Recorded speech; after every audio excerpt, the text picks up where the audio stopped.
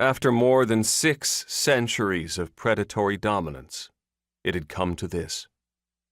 Cargo pants. The vampire hadn't been this depressed since the Great Famine, which mortals called the Black Plague. Yet here Vlad was, outside a Chili's, wearing pants with far too many pockets, the majority of which were empty. His hunting skills had deteriorated to a point where camouflage, rather than a fangs-out assault, was his best option. There had been a time when this particular all-you-can-slay buffet would fly well below Vlad's radar. Inside was the bland and tepid blood of those who spent weekends watching sports, washing cars, and screaming at kids. In a different era, he'd hunted only gourmet meals provided by the smart and the strong. Their fighting spirits enhanced their flavor like sipping wine of an exquisite vintage. That was long ago and far away. For reasons hinging on both his abilities and morals, more the former than the latter if Vlad was honest with himself, his diet consisted of small mammals, from squirrels and chipmunks to the occasional feral cat.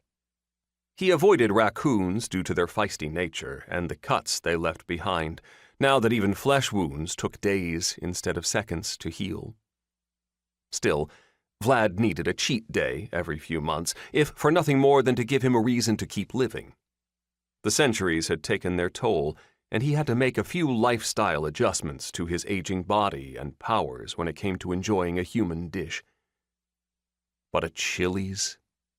Now he knew how seniors felt joining those tours adapted to people with walkers.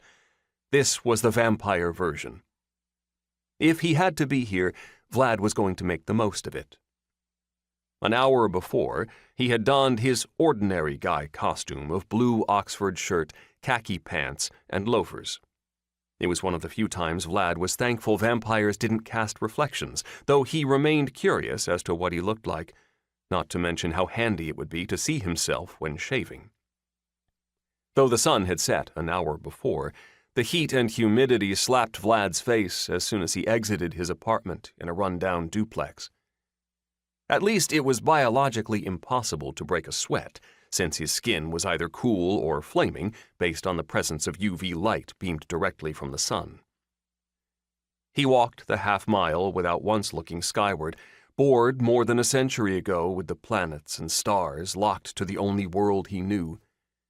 Soon he was outside Chili's, where he was a lion visiting a watering hole filled with lumbering, dull-witted, and often intoxicated wildebeests.